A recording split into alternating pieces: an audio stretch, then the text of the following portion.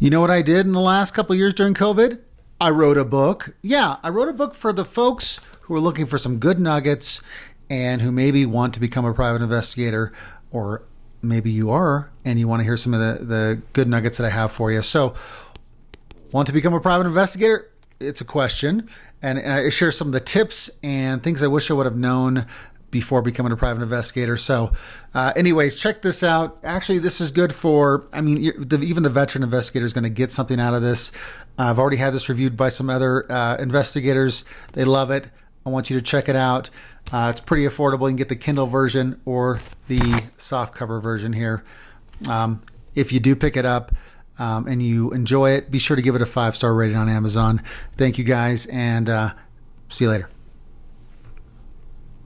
Hello, and welcome to another Private Investigator Advice podcast. This is episode 107. That's 107. And in this episode, we're going to be talking about 17 ways that technology has changed the private investigation industry in a good way. We'll be talking about that. I'm going to have to circle back and share some of the negative things indirectly that, technology has affected us. But for this one, we're going to be talking about the positive stuff. So, for context, I haven't been in the investigation industry forever.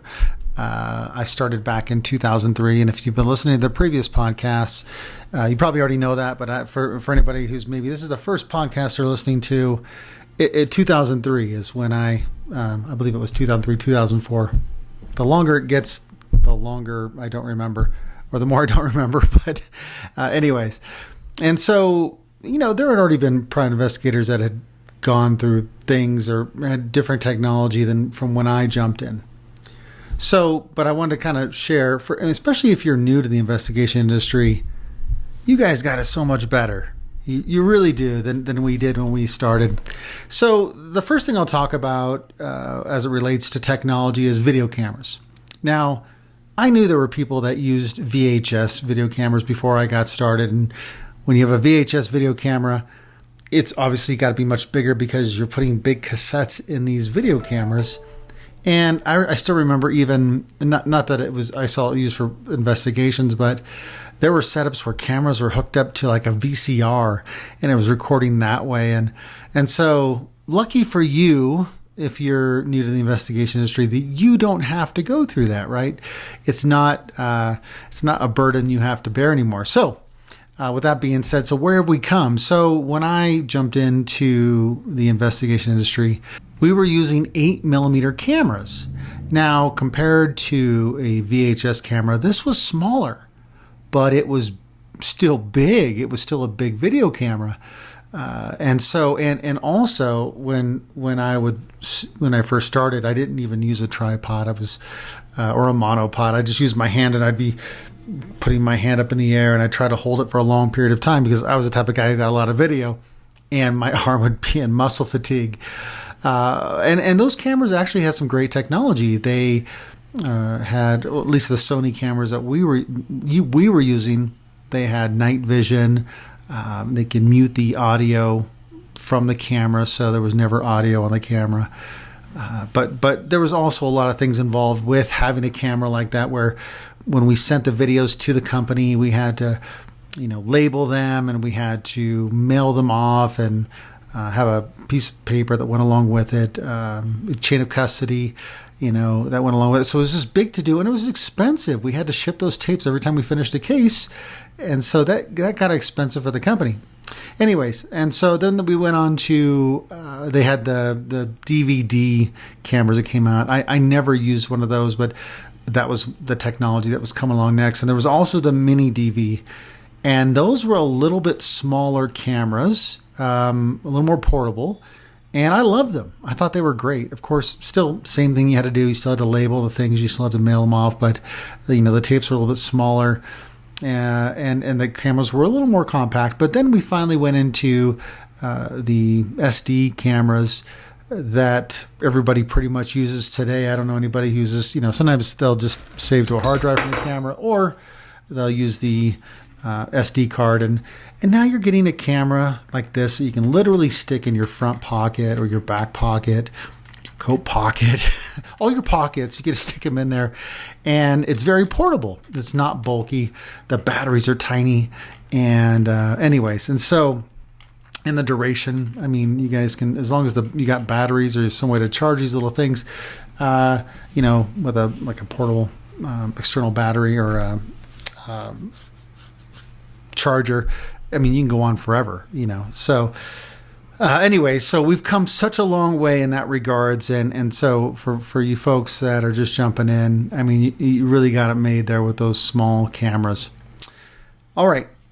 So the next thing is navigation. So when I started in the investigation industry, I mean, we're coming up on almost 20 years, right? But when I first started, we were using maps and map books to find locations. And then we also were using Microsoft Streets and Trips. Microsoft Street, yeah. And this was basically a mapping device. You could stick an address in this thing, and it was local to the computer, so it already had all these things in there, and you can look at, and you would map out your location that you're going to. Sometimes it didn't have the address, and that complicated things a little bit. But so I would literally have my laptop in my front seat with the map on there and my directions, and I would watch the street. Okay, take a right on Elm Street, and then left on this street, and finally I would get to my location. It didn't always work out that way. Sometimes the addresses weren't right and things like that. So I had to do other things. I had to call like the fire department, the police department, to see if they could give me the nearest cross street to these addresses if for some reason they weren't coming up. And so it was time consuming, much different than you have now. But from there we went into the GPS devices, and I think I spent like $200 or $300. I can't remember exactly on my first Garmin. I mean, I think I still have it somewhere. I have the original picture. I put it in the article for this podcast. But that was a big deal because now I had this mapping thing that could help me get to these addresses, and it was pretty awesome. It was totally worth the money. And then, of course, we've evolved a little bit where now we have Google Maps and Apple Maps and all these other map things on your phone. And to some degree, even those are more accurate because they're updating those all the time. So there's traffic conditions. Some mapping things have police thing here, is traffic cameras here. Like, what? Like, we didn't have that stuff when we first started. So now you guys can go, probably, don't even map out the things ahead of time other than, which I'll get into some of the stuff later, but you guys can wake up in the morning for your surveillance, pop in the address, and you're good to go, right? You don't even have to you don't have to prep for that in the morning. You prep other things, but you don't have to prep for that for the next day of surveillance. So how cool is that? So I will say that I would, GPS is still a good thing to have in your car, even though these mapping apps are really cool, because if your mapping is dependent upon cell phone coverage, you happen to be in an area that doesn't have it, having a Garmin GPS or something to that effect would be good, because now you're using satellite versus cellular. So just a friendly tip there. So another thing that we have are aerial maps, and one of the first companies to kind of make this mainstream was Google, and they made Google Earth, and you could zoom in on the top of something and see the layout of an area. So if you're going to, maybe you pop in the address and it zooms in on the top aerial footage of this house that you're at, now you can see the cross streets, and are there a lot of cars in the map? Because sometimes it'll just show the cars on the street, and oh wow, that's great. I'm glad there's a lot of cars there, because now I maybe can fit into the neighborhood good. I can just park, and I won't be like this lone vehicle on the street, right? Just gives you some sense. It's just extra information to help you. We didn't have that starting. At least I didn't have easy access to something like that. Now it's very mainstream. Another thing we have is Street View. Google sent these people driving around to videotape the streets in a car. And you've maybe seen them with a big camera on their top of their car driving around. I've seen them a handful of times. I don't see them so much anymore, but I used to see them all the time on the road. And I thought it was the coolest thing. And I always was trying to like drive around him once I did see him to see if I could get in that footage, whatever. But anyway, so with Google Street View, same thing. It actually might even show you different information than the aerial maps because maybe it's just more recent. And so if you type in your subject's address, you may see vehicles there that you're like, oh, and then, maybe you see the date on that Street View when it was taken, maybe it was a year ago or whatever. And now you know maybe some potential vehicles to look out for, right? So, or maybe you didn't know what to look for it, and that information could give you, like maybe you see some cars in the driveway, and when you get there, they're not there. You're like, oh no, again, it's all dependent on what information you have and what you're able to pull. Are you able to pull vehicles or not? Some states allow it, some states don't. But so let's say you have that information. Now, if you're searching for them and you have other addresses, now you have vehicles to kind of look for. Like, oh, there's the Dodge truck that was in the driveway of the house when they did this in 2019, and here it is at this other address that we didn't know for sure was their address, right? So it can kind of help connect the dots when you have certain bits of information. Okay, so another thing is real estate apps. I used to use the real estate app Zillow all the time, and one of the reasons why is I could just find the information really quick that I was looking for without having to go through the county assessor website. And so I could see like when the house sold and anything like any just quick information without having to dig into the county, because you do surveillances all over the place. It's not just in the places that you're familiar with. Like Tacoma wasn't Pierce County, right? Like not all of my surveillances were in Pierce County, so I'd have to go to all these different websites all the time to find home information. So anyway, so I would go to Zillow, type in the address, and I would get some quick information, see when it was sold. It would also have a link to the county website where they were getting the information from, so I could link to that immediately. It would just take me straight there. And then Zillow would provide the parcel number. So the parcel number is usually what they're asking for when you get to the county website. And this would just help me to make verification, just 100%. Like, okay, this is from the county website. I put the parcel number in there, and then it would give me even more information. One of the things that I'm always looking for is, not only the tax information, but where the tax information is going to. And a lot of times those the websites will show that. It'll say, this is the tax for this house, but the owner is so-and-so, and this is the address, right? So that could tell me if the person that owns it is living there. It's a good indicator, or if it's being rented out.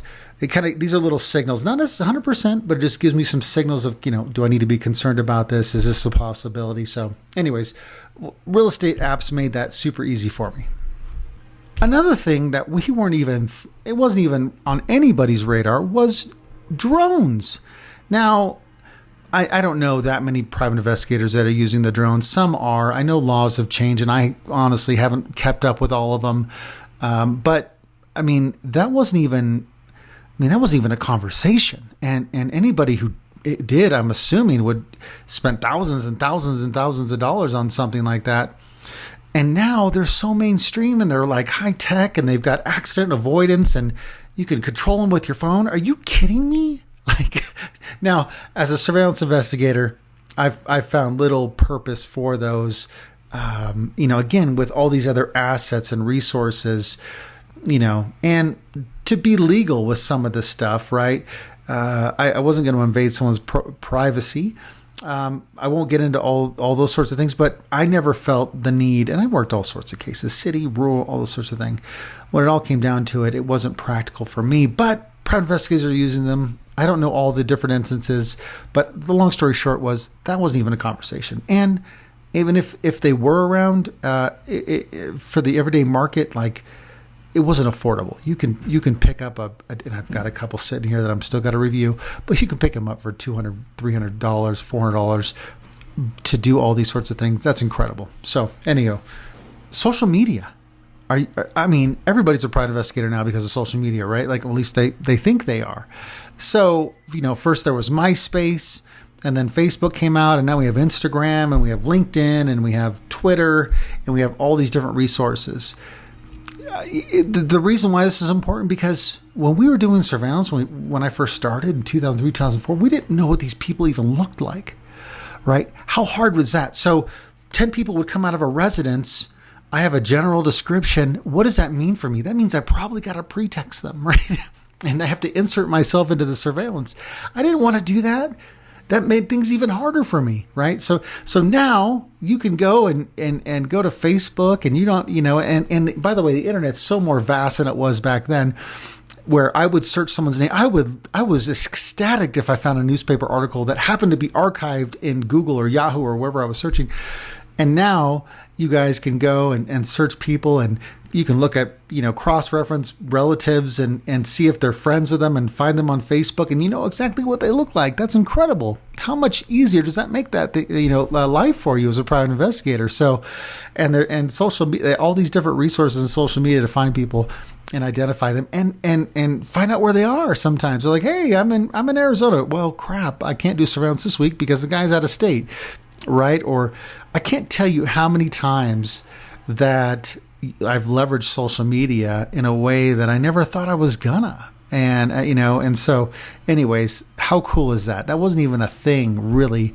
And it wasn't really being used. And I think investigators were even resistant towards it when it first came out because it was something new. But now it's just part of the investigative culture. How cool is that? Hey everyone, thank you for clicking on this video. Real quick, if you're a new private investigator, or maybe you're starting your own business and you want to make sure you have some templates to work with, I've created them for you. I've created 4 templates for you to help you get started. Now, one of them is a client intake form. It's a basic form to help you gather the right information that you're going to need from potential clients. The other one that I have is a surveillance report template. Not only do I provide the template for you, but I provide a video walkthrough and example report for you to give you an idea what to work with there. In this bundle, I also provide an 8-page retainer agreement example. Now, you can edit it to fit however you want to, but you're going to get some great verbiage in there for your potential clients as you're getting started with your business. And last but not least, if you're in the insurance investigation world, I have the workers' compensation interview template. Now, that's going to be super important when you want to ask the right questions when you're doing claims investigations. So anyways, thank you for listening to this. I'm going to put a link to this bundle. You can buy them all individually, but I'm going to put a link to the bundle because you're going to save a little bit of money with the bundle in the description area of this video. All right, now get into the podcast. Public record searches, that's even gotten better to where you can do them online. How awesome is that? Where you can search up court cases and things of that nature. A lot of it's just all online. You don't have to go to the courthouse. Like when I had to first, like everything was the courthouse. You had to go and search. And now, you can even, before you even go pull records, and sometimes you can get them sent to you and you can do certain things like that. But I think at the website's Pacer, look it up, to access records. I would go there. I mean, and this goes for all kinds of criminal and stuff like that. You could find records of people that you would have to search a wholly different way beforehand.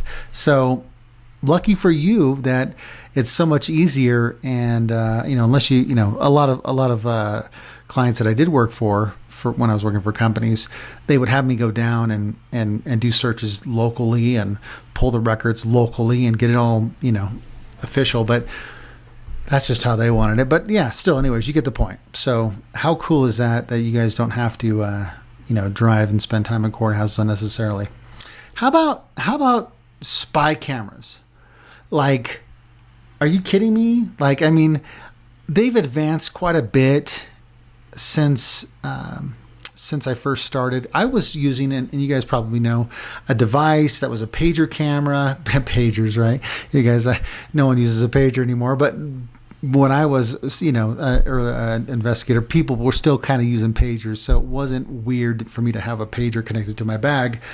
And the pager camera was connected to my camera and ran off batteries, and so everything from the camera went in and filmed onto the tape from the mini DVs, and so that's kind of how that worked out. Now, you guys, we have keychain cameras, we have our cell phones now to use. Not that I was never a big fan of using that, but some people do. Pen cameras, all kinds of cameras, hidden cameras with. I have a camera that I'm going to review for you guys. That it's a little bit grainy footage, but it can videotape for like 8 hours. What? Like on a little micro SD card? That's crazy. They can sit there, and I would use it for special cases, but I mean it's not even a spy cam really, but I guess it could be if I really wanted it to be. But that's not the point. The point is how they're able to we're able to videotape things in these little tiny devices, and that's pretty awesome. Mobile internet access. Before, I don't know how old you are. I feel like I feel ancient, even though I know I'm not. I'm only 45, but internet access was very difficult as a private investigator. In fact, I would drive around siphoning internet off of, like, when they did have it, because they weren't locking their internet, right? There was no password. I could go in front of a business and they would have internet, and I would, upload my reports or whatever while I was out in the field. I mean, let's put it this way: like, I had to pay for internet when I went to a Motel 6. Now you go to hotels now and you don't pay for internet at these hotels. Well, we did. It was a big deal. But I say this because mobile internet. When I was first starting, my company that I worked for paid for it, and it was this whole card, air card that you put in. I think they still sell them. I just don't think you can connect them to most computers. But it had an air card, and basically that was like I don't even know how. It's like an internet antenna, really. And you have a subscription, and you would have internet in the field. And so what would I do? I would have. I mean, it was expensive. But, that was my, really slow internet to research and still look for things while I was in the field without having to try to find an internet source and parking in front of houses and trying to basically steal their internet. But that was going on back then. And then you had like I said, you had the air cards. And now, I mean, everybody's got a little internet from their phone that they can distribute out to their computers, right? And it's not even extra for most plans. That wasn't even a thing. How awesome is that? So, you have your own hotspot with a phone, most likely. Just like, if you don't, I surely could direct you to T-Mobile. That's where I get mine. But, anyways, that wasn't even a thing back then, and you guys have that access. Oh, I used to have little hotspots I would pay for too, and that was great. One was Clear Internet, and I think Verizon had their own. Well, they still sell hotspots, but it's just less neat. I don't know who they're selling it to these days, because everybody has their own hotspot on their phone. But I digress. Do you see how good you got it? You got it way better now. How about sending video to clients? Now, when I first started, like I said, I talked to you about earlier, we'd send our cassettes, and our cassettes would go to the company, and the company would take those cassettes, and they would put it on a VHS tape, and then if we were, and then those VHS tapes would go to the client. If we had to go to court, they'd send me a VHS tape, and they'd send the client a VHS tape, and and then we get prepared for court or whatever. But it was expensive, guys. It was expensive, and it was time consuming. And then you fast forward. Now, I could send it myself through a company that's called Hightail. I remember I used to upload videos to companies through Hightail, not only from my own account, but they'd have a little Dropbox account, sort of, where you can send. And Dropbox, that's another way to do things. But it was their way of me getting video to them, large files where they could download it from their end and do what they needed to do with it. Before, like I said, it was such a big to do. My own business, I could send it directly to the client, and I would do all the video editing on my end, and I would send it to them. When I say video editing, that means making sure the timestamp was on there, and I would integrate the spy camera with the actual video clips, so it all lined up in order. So anyways, so much different than it used to be. How about second phone numbers for investigators? If you're a private investigator and you're listening to this, when we first started, and I'll just use it from a surveillance point of view, if I wanted to call somebody, and most people had landlines, by the way, back then. I don't know that most people have landlines now. It's probably less and less. It probably does make it harder for investigators these days. But anyways, we would have to go to a payphone and we would call the subject from a payphone if I was trying to confirm that they're home or not.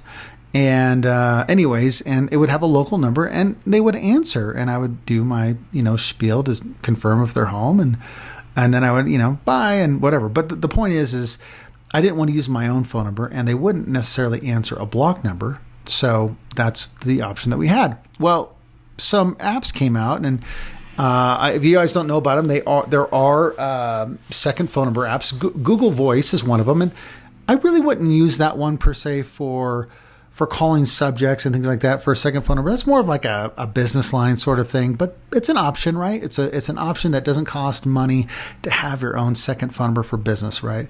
And it can all be tied into your phone. It all would ring from your phone, but it's just an app that allows you to have a business line. But there's also companies like Hushed and Burner, and there's another one too. I can't think of the name off the top of my head here, but it allows you to have temporary phone numbers. So if you wanted to pay $2 for whatever 10 calls or 10 minutes or whatever it is, you're allowed. You can do that. You can set up a temporary phone number to make a phone call with a local number to the area.